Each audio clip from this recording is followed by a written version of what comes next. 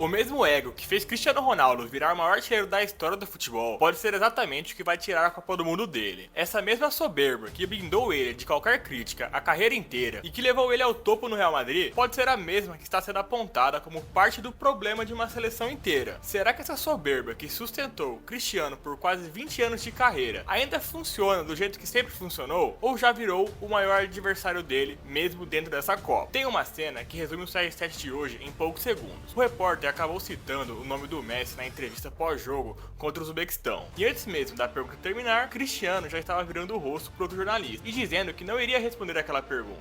Acabou acontecendo duas vezes na mesma entrevista, mas para entender esse momento, a gente precisa voltar décadas atrás, porque o ego que hoje corta repórter é o mesmo que há muito tempo construiu tudo o que ele é hoje. Tudo começou quando ele tinha 15 anos e fazia coisas que nenhum garoto da idade dele fazia. Ele comprava pesos para colocar nas próprias pernas durante o treino, só para sentir que ficava mais leve quando corria. Teve até madrugada em que os seguranças do clube ouviam um barulho vindo da academia, e quando iam checar, era ele, sozinho fazendo musculação de madrugada. Jorge Valdano, ex-diretor esportivo do próprio Real Madrid, tem uma definição que explica esse comportamento melhor do que qualquer estatística. O Cristiano Ronaldo é o ego mais rentável da história do futebol. Tem uma confiança em si mesmo extraordinária e consegue convertê-la numa enorme capacidade de superação. E não é só Valdano que falou isso. Carlo Ancelotti, esse mesmo, que treinou o CR7 no Real, resumiu numa frase só: Cristiano Ronaldo, muito ego e pouca personalidade. Mas o ego não é mau, depende da personalidade. O próprio Cristiano Ronaldo já soltou uma das frases mais lendárias dele: eu sou o melhor.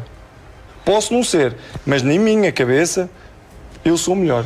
Os números estão para provar que esse ego, pelo menos dentro do campo, sempre entregou resultado. Mais de 950 gols na carreira, maior artilheiro da história do Real Madrid, com 450 gols, maior artilheiro da história da Champions League, com 140, maior artilheiro da seleção de Portugal. Fora de campo, a obsessão seguia o mesmo padrão: crioterapia instalada na própria casa, banhos quentes e gelados para acelerar a recuperação muscular, dieta sem álcool, sem açúcar, tudo calculado, tudo levado ao extremo. E enquanto ele entregava gol depois de gol, taça depois de taça, esse ego gigantesco nunca foi visto como um problema, era visto como combustível dele. Era exatamente isso que fazia os fãs amarem o CR7. No Real Madrid, o problema veio embrulhado em contra-cheque. Enquanto o Messi faturava 50 milhões de euros líquidos por ano e Neymar embolsava 36 milhões, Cristiano Ronaldo recebia só 21 milhões. E ele não escondeu o incômodo, disse se sentir enganado pelo então presidente Florentino Pérez, que teria prometido torná-lo o jogador mais bem pago do elenco e não cumpriu. O problema não foi só reclamar, foi o timing. Cobrar isso publicamente bem no momento em que o time vivia a sua pior fase,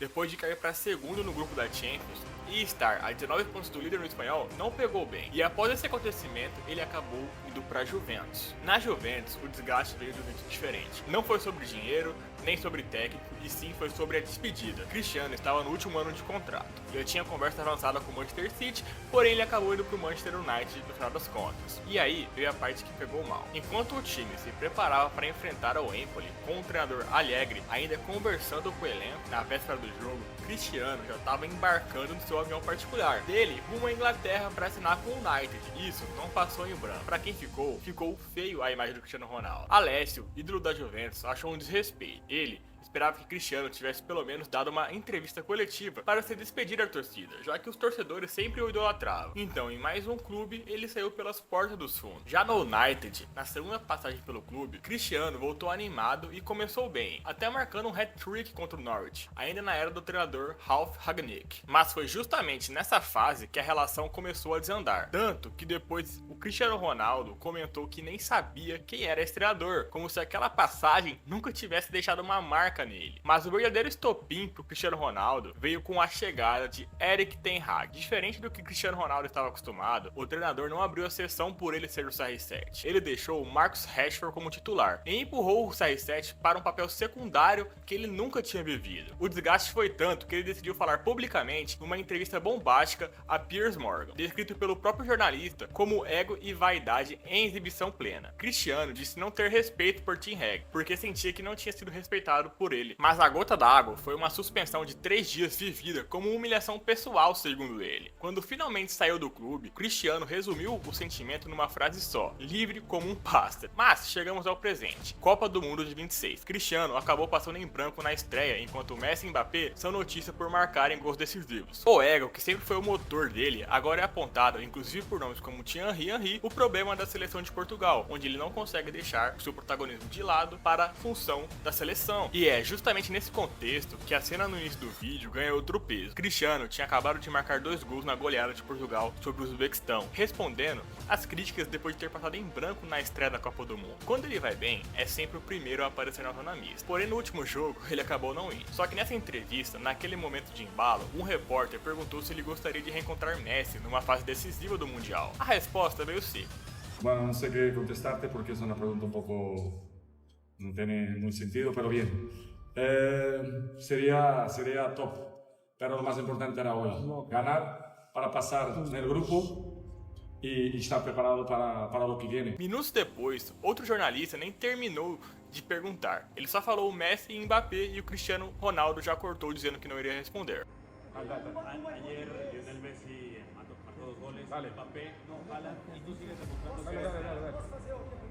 Depende da pergunta, senão eu não te respondo. Quando o assunto volta para ele mesmo, a confiança de sempre reaparece intacta. Abre aspas. Eu chego sempre, mas cedo ou mais tarde eu tô lá. E em outra entrevista, ele já tinha deixado claro que as críticas simplesmente não entram na mente dele. Eu já ganhei de tudo que podia ganhar, então por que eu vou ficar preocupado com as pessoas que falam coisas ruins sobre mim? E aí que fica a pergunta que vai guiar o resto desse vídeo. Será que esse mesmo ego que blindou o Cristiano de qualquer crítica durante quase 20 anos de carreira ainda funciona do jeito que sempre funcionou? Ou já virou o maior adversário dele próprio? A personalidade de Cristiano nunca mudou. O que mudou foi o contexto à volta dele. Quando ele entregava gol atrás de gol, esse ego gigantesco era admirado. Era visto como um motor que fazia ele ser o melhor de todo mundo. Durante quase 20 anos, ninguém questionava esse jeito de ser, porque os números falavam por si só. 950 gols, recordes em clube e seleção, taça atrás de taça. Só que agora a história ela é outra. O Cristiano não está mais no auge físico, nem técnico que sustentou aquela mentalidade de sou eu que decido sempre. E a Copa do Mundo é uma competição mais exigente que existe, onde cada decisão dentro de campo pesa o dobro. Ele já passou em branco numa estreia, já precisou responder com gols para calar a crítica, e segue carregando o mesmo instinto de protagonismo de sempre, só que com menos explosão física para sustentar esse papel sozinho. E é exatamente aí que a pergunta incomoda. Um jogador que sempre fez questão de ser o centro do jogo, que sempre acreditou ser o melhor em qualquer cenário, vai saber abrir espaço quando o corpo já não vai responder mais do mesmo jeito? Vai entregar a bola para o companheiro melhor posicionado? Ou vai insistir em ser ele a decidir, mesmo sem ter a mesma velocidade, a mesma explosão, o mesmo gás de antes? Esse ego que segurou Portugal nas costas em tantas campanhas, que foi sinônimo de gol garantido por quase 2 décadas, pode ser justamente agora o detalhe que custa caro para a seleção numa fase decisiva no Mundial.